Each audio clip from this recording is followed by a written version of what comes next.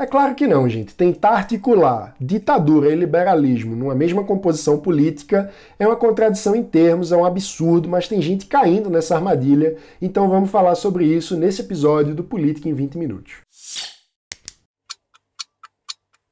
A gente tem falado bastante aqui no canal sobre a guinada autoritária do bolsonarismo. O próprio presidente Jair Bolsonaro tem flertado abertamente e já sem mostrar nenhum constrangimento com o que ele chama de intervenção militar constitucional, o que é uma excrescência, um absurdo, isso não está previsto na nossa Constituição, a gente já explicou, já falou sobre isso aqui em outros vídeos.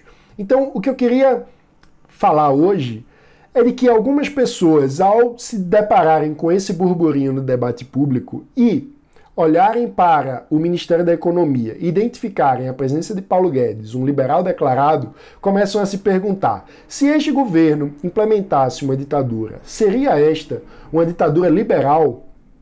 Eu também vi pessoas sinceramente entusiasmadas com a reunião ministerial de 22 de abril. Ela teria revelado os bastidores de um grande governo, de um governo verdadeiramente comprometido com a liberdade individual. Um governo que seria o mais liberal da história do Brasil, ou pelo menos desde a redemocratização. Essa é uma análise que está restrita à primeira camada do discurso. Isso é um problema. A gente precisa aprofundar essa leitura. Isso acontece porque, de fato, o discurso bolsonarista tem tentado se apropriar de elementos discursivos que são próprios à narrativa liberal. Por exemplo, se fala sobre privatização, mas o governo não privatizou nada. Se fala sobre liberdade de expressão, mas o presidente cotidianamente manda jornalistas calarem a boca e se mantém incapaz de garantir as mínimas condições de segurança para o trabalho de jornalista nos arredores do Palácio do Planalto, às barbas do governo, na sua frente, debaixo do seu nariz. Esse governo fala em uma defesa genérica, assim, abstrata do que seria a liberdade humana. Ao mesmo tempo, é um governo que mostra desprezo, às vezes até ódio com minorias, quando a gente sabe que uma das essências do liberalismo é a consideração de que o indivíduo é a menor de todas as minorias e que precisa ser defendido. A ideia de que uma minoria deve se curvar à maioria ou desaparecer é a mais profunda e grotesca contradição com o liberalismo. A ideia do liberalismo é que cada indivíduo deve ser livre para seguir o seu próprio estilo de vida, independentemente do que pensa a maioria ou grupo ao qual ele pertence. Então, a gente precisa tomar muito cuidado com isso, porque a gente sabe que ao longo da história governos ardilosos foram capazes de subverter o sentido da linguagem, de fazer com que as palavras passem a significar o seu oposto. Guerra vira paz, liberdade vira escravidão, ignorância vira força. Quem escreveu isso foi George Orwell, no seu romance 1984, mas serve de um grande alerta, porque a matéria-prima da política é a linguagem, e se a gente permite a corrupção da linguagem, fatalmente veremos a corrupção da política, e isso não é nada bom para a humanidade. Mas então a pessoa pergunta: por que liberalismo e ditadura são inconciliáveis? Por que isso é incompatível? Antes de mais nada, uma ditadura é baseada na centralização do poder, na ideia de que existe uma autoridade central que pode ser capaz de distinguir o bem do mal, o certo do errado e assim ordenar a vida social em direção a um mundo melhor, a um mundo mais próspero, a um mundo mais justo, a um mundo mais perto daquilo que é bom.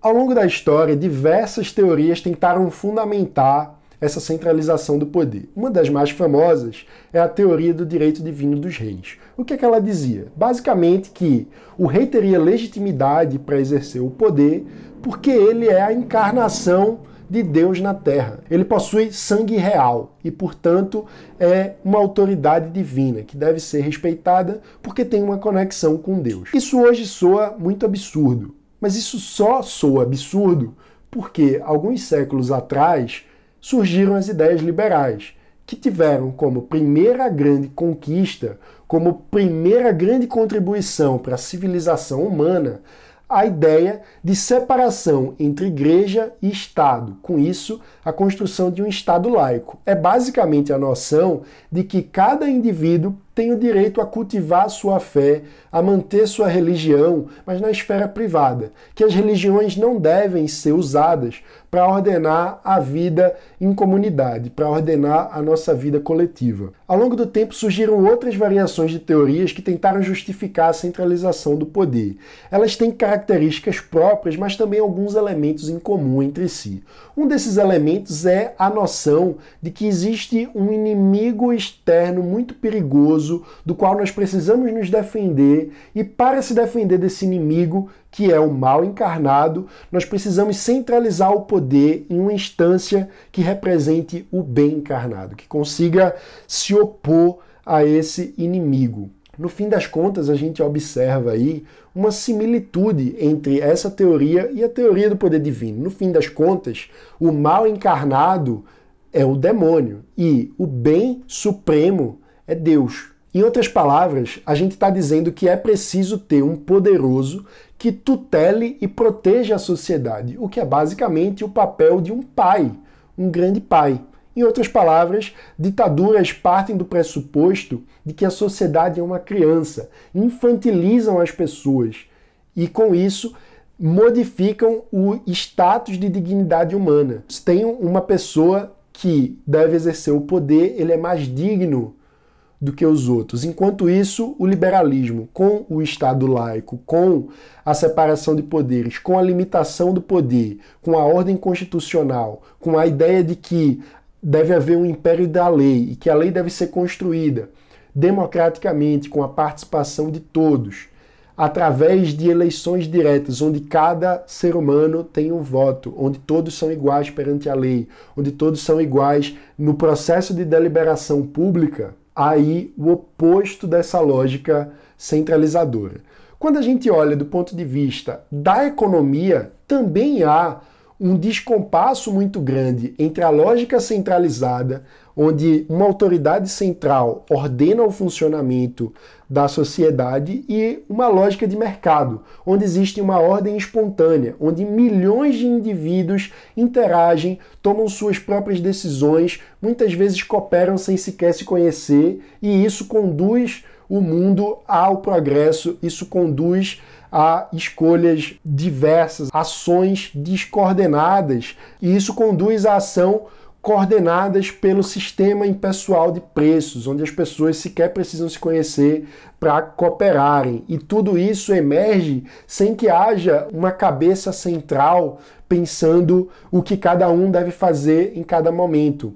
Em outras palavras, existe o que Adam Smith chamava da mão invisível do mercado guiando as pessoas para a cooperação. Mas quando a gente fala sobre liberalismo e ditadura, especialmente no contexto da América Latina, é inevitável que alguém traga o exemplo do Chile, onde, sob a terrível ditadura do general Pinochet, que matou milhares de pessoas, perseguiu milhares de opositores e oprimiu as liberdades individuais no Chile, foram implementadas políticas econômicas liberais. A política econômica foi guiada pelo Chicago Boys, um conjunto de economistas chilenos que estudou no Departamento de Economia da Universidade de Chicago, que por sua vez é um grande centro do pensamento econômico liberal. Lá deu aulas Milton Friedman, uma das grandes vozes liberais do século XX, vencedor do Prêmio Nobel de Economia. Com isso, apressadamente, muitas pessoas concluem que Milton Friedman, o próprio,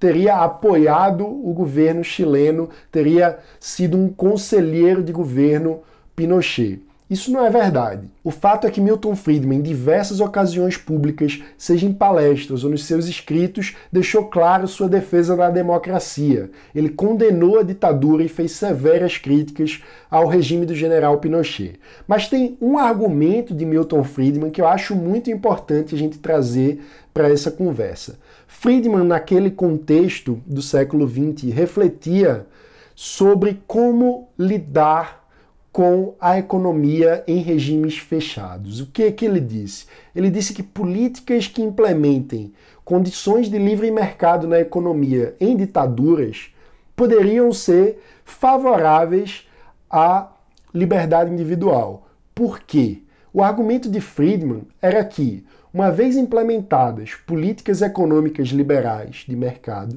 nós veríamos a prosperidade daquela sociedade. Uma vez havendo prosperidade, as próprias pessoas daquela sociedade iriam demandar por avanços nas liberdades individuais. Ou seja, o progresso econômico levaria a uma demanda social por democracia, por participação. E, além disso, a própria prosperidade material, trazida pela economia de mercado, daria condições concretas para que essas pessoas se articulassem e lutassem pela implantação de uma democracia, pela superação da ditadura. Aquele argumento poderia fazer sentido naquela época, afinal de contas, a gente não tinha ainda dados suficientes para analisar se isso se verifica ou não na realidade. E vale lembrar, se trata de uma conjectura claramente verificável empiricamente. A gente pode, a partir da realidade, tentar analisar e ver se isso fica de pé ou não fica de pé. Não é, portanto, uma teoria que deve ser encarada com um tom religioso. Pelo contrário, afinal de contas, lembre-se, o liberalismo parte da noção de que não existe uma palavra mágica, não existe um poderoso capaz de ordenar a vida. Então, nem Milton Friedman deve ser encarado como um papa, por mais importante que tenham sido as contribuições dele para o pensamento liberal. Para avançar nessa conversa, eu acho muito importante a gente recuperar a contribuição de Benedetto Croce. Ele foi um liberal italiano do começo do século XX. Não apenas um pensador, foi também um político. Ele presidiu o Partido Liberal Italiano durante o contexto de ascensão do regime fascista, tendo sido um dos principais opositores de Benito Mussolini. Ele foi o principal redator de um manifesto contra o fascismo, publicado em 1925, inclusive chegou a ser preso pelas tropas de Mussolini em 1943. E qual é a contribuição de Croce? Ele basicamente distinguiu o liberalismo, que é essa visão de mundo ampla, baseada na liberdade individual acima de tudo, do liberismo, que seria uma derivação do liberalismo restrita à economia. Então, em outras palavras, o liberismo são as ideias de livre mercado, enquanto o liberalismo são as ideias de liberdade. Portanto, o liberismo nasce como um subproduto do liberalismo. O liberalismo, ao se preocupar com a liberdade humana, criou e desenvolveu ideias econômicas pró-mercado, que são as ideias liberistas. Por outro lado, ao longo da história, nós vimos por diversas ocasiões economistas retirarem essas ideias econômicas liberistas do escopo geral de valores liberais e aplicarem-nas sem necessariamente estarem vinculadas aos valores liberais como um todo. Isso é muito importante para a gente pensar episódios como a ditadura chilena, onde houve a aplicação de ideias liberais na economia de forma totalmente contraditória com as ideias políticas como um todo. Acho que também é muito importante para a gente pensar o Brasil de hoje, onde a gente vê um discurso econômico liberal vinculado a um pensamento político autoritário. Também acho que esses conceitos são valiosos para a gente pensar em outras experiências, por exemplo, na experiência chinesa, onde uma ditadura socialista de partido único implementou políticas de abertura econômica, políticas liberistas de mercado, sem de forma alguma alterar o escopo geral da política chinesa, que é uma política socialista no sentido político. Feita essa reflexão, eu acho que a gente deve voltar e analisar o argumento de Milton Friedman, de que uma economia livre conduziria um país para a abertura política. Acho que hoje nós já temos mais casos, mais experiências para poder analisar isso. E eu gostaria de trazer especificamente 2 exemplos que eu não escolhi aleatoriamente. Quando a gente analisa o relatório anual de liberdade econômica produzido pela Heritage Foundation, que é o principal indicador que mede a situação da liberdade econômica em vários países do mundo, a gente vê que os 2 primeiros colocados são Singapura e Hong Kong. São 2 estados pequenos, quase estados-cidade, que têm em comum 2 coisas. Em primeiro lugar, é muito fácil fazer negócio, é muito fácil empreender, é muito fácil abrir um comércio, é muito fácil vender, há pouca regulação sobre o ambiente de trabalho, há muita facilidade de fazer negócios, de importar, de exportar, há, enfim, bastante liberdade econômica. São os dois países economicamente mais livres do mundo. Ao mesmo tempo, são países que têm uma situação complicada no que diz respeito a outras liberdades. Em Singapura, por exemplo, há leis que proíbem até que você mastigue chiclete em público. Há um nível de regulação da vida privada extremamente excessivo. E para você ter uma ideia, Singapura é governado pelo mesmo partido, o Partido da Ação Popular, desde 1959 e mantém desde então um domínio gigantesco por esse mesmo partido de toda a política. São 82 dos 105 assentos do parlamento de Singapura. E a situação tem piorado. Existe um outro índice muito importante para a gente pensar a situação da liberdade, que é elaborado pela revista The Economist, que é uma das principais publicações liberais do mundo. Esse índice mede a qualidade das instituições democráticas e o nível das liberdades civis. E Singapura é um dos destaques negativos em termos de deterioração da qualidade da democracia, segundo o último relatório que analisa a situação de 2018 para 2019, especialmente porque foi aprovada uma lei que fala sobre as fake news, um assunto inclusive que a gente tem debatido no Brasil. E por lá, essa proibição de fake news tem sido usado como instrumento de censura por parte do partido no poder, por parte do governo, para perseguir seus opositores, para dificultar ainda mais a expressão de pensamentos de oposição no país. No caso de Hong Kong, se trata de um distrito autônomo, relativamente autônomo em relação à China. A gente já falou sobre isso aqui também.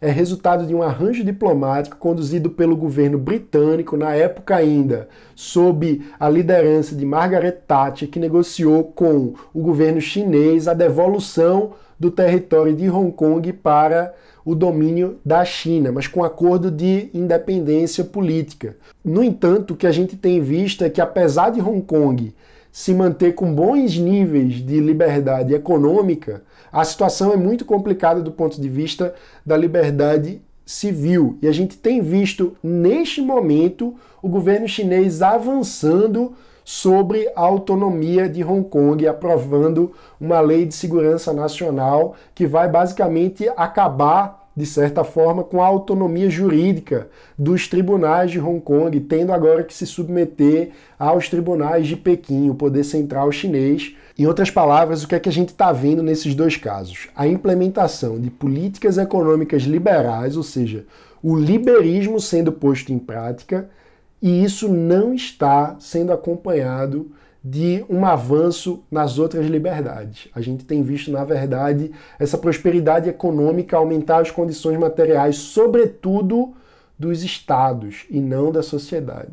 Ou pelo menos mais dos governantes do que da sociedade civil. Em outras palavras, a gente está vendo políticas econômicas liberais serem usadas para fortalecer tiranias que atacam as liberdades individuais. Isso é uma reflexão muito importante para todos nós, e eu diria que a grande conclusão que a gente chega aí é que a liberdade precisa ser defendida por inteiro e para todos. A liberdade humana é, de fato, indivisível. A gente precisa defender o nosso escopo completo de ideias. Em outras palavras, tentando chegar aqui a uma conclusão do episódio de hoje, recuperando algo que a gente falou lá no começo, o ponto é que palavras vazias não bastam, slogans não bastam, discursos não bastam, receituário de política econômica não basta.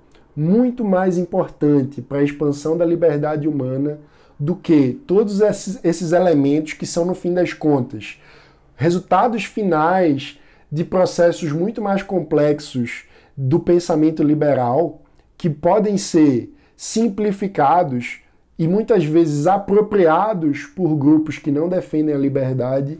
Nada disso é mais importante do que os valores de liberdade, do que a disposição liberal, do que, para citar Mário Vargas Llosa, O liberalismo como atitude, como respeito à diversidade humana, como respeito à igual dignidade humana para todos. Em outras palavras, muito mais importante do que decorar slogans ou receituários de política pública é que sejamos capazes de cultivar em todos nós, educarmos os nossos espíritos e o espírito daqueles que nos cercam no amor da liberdade alheia. Única forma de adquirirmos consciência do que a liberdade vale e coragem para defendê-la. É o que disse Joaquim Nabuco no Brasil do século XIX, é o que precisamos dizer várias vezes no Brasil do século XXI.